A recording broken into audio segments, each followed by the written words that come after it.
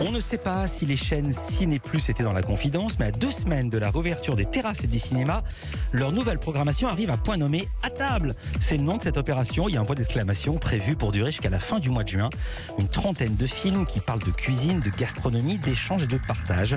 Et ce, dans tous les genres. Drame avec Le Festin de Babette, Oscar du meilleur film étranger en 88, policier avec Une affaire de goût de Bernard Rapp, des comédies avec La Bûche de Daniel Thompson ou Barbecue d'Éric Laven. Au programme également un documentaire inédit sur les relations entre cinéma et gastronomie. Il s'appelle Cinémiam. Bonjour Anne Martinetti. Bonjour. C'est vous qui avez écrit et réalisé Cinémiam, vous allez nous en parler et nous allons en écouter quelques extraits d'avant-première. Bonjour Jean-Marc Juramy. Bonjour Philippe Vandel. Alors vous êtes le directeur général adjoint des antennes et des programmes de Canal+. C'était calculé de votre part, programmer cette opération spéciale cinéma-gastronomie à 2 jours du déconfinement? Alors, non, même si je fais très attention à toutes les problématiques d'incidence, non, c'était pas totalement programmé, mais on s'était dit que ça serait sympathique de reparler de cinéma et de gastronomie, qui sont les 2 choses qui peut-être nous manquent le plus dans cette pandémie, dans cette crise sanitaire. Et donc c'est vrai qu'on s'est dit que proposer ça, même si les restaurants étaient encore fermés, donc là on va tomber pile à l'ouverture, donc c'est super, mais c'était quand même super pour nos abonnés de pouvoir retrouver l'ambiance d'un restaurant, retrouver l'ambiance d'un chef et de parler de gastronomie. Donc voilà, c'est ce qui nous a motivés. Alors la programmation va durer près de 2 mois jusqu'au 27 juin. Quels sont les films que vous allez proposer à vos abonnés et aussi sur quelles antennes? Comment on va s'y retrouver? Alors qu'est-ce qu'on va voir d'abord? Alors déjà, Ciné+ à table, c'est une chaîne digitale principalement, et donc ça va être disponible, tout sera disponible, l'intégralité des films sera disponible à la demande sur Canal+, sur les chaînes Ciné+. Cette chaîne, c'est une sorte de festin de films qu'on a voulu faire. Il y aura 40 films avec un menu concocté par les équipes de Ciné+. C'est Vincent Girard, le patron de Ciné+, je le salue là, qui a fait travailler son équipe. Donc on retrouvera des grands classiques, vous l'avez dit, Le Festin de Babette, La Grande Bouffe, mais on retrouvera aussi Les Saveurs du Palais avec Catherine Fro, À vif avec Bradley Cooper. Il y aura des films américains, il y a des films japonais comme la saveur des ramen, qui est une merveille, des films de festins.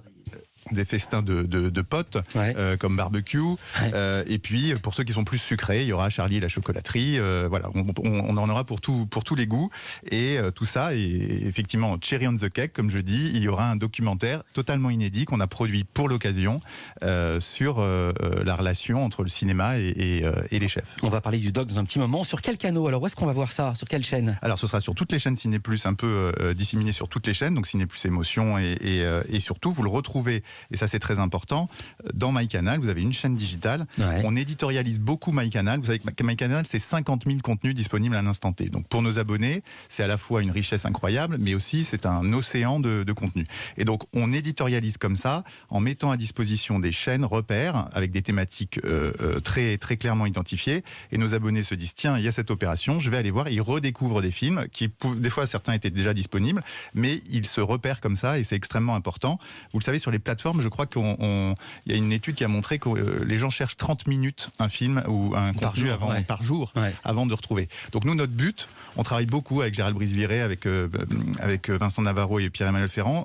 On travaille énormément. Toutes les semaines, on se réunit pour choisir ce qu'on va mettre en avant sur MyCanal, vignette par vignette. Parce que c'est complètement clé pour nous que nos abonnés arrivent et soient en résonance avec ce qui se passe dans l'actualité. Là, vous voyez, c'est le cas. La plateforme américaine ne va pas nous faire Ciné+ à table par définition, parce qu'elle ne sait même pas que nos restaurants y réouvrent.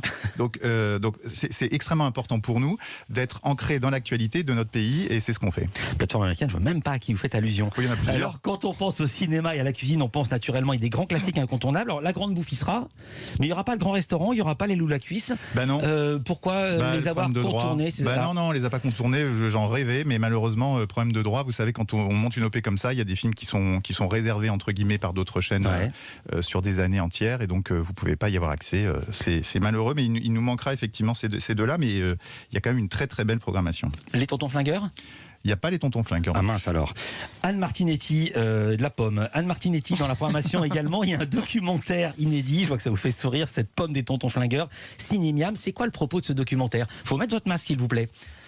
Un masque vraiment de circonstance avec des fruits, des fraises, des myrtilles et des mûres.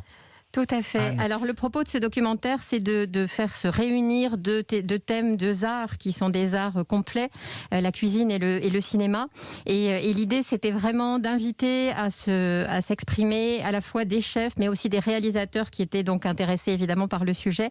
Et ce qui nous a beaucoup réjoui lors du tournage, c'est de constater à quel point effectivement ces deux arts étaient complémentaires. Ça allait être ma question. C'est pas l'alliance de la carpe et du lapin. Ça avait un sens de mixer, si j'ose dire, le cinéma et la gastronomie. Voilà, alors ça avait un sens. Moi, c'est un travail que je poursuis depuis que j'ai écrit le livre de cuisine d'Alfred Hitchcock.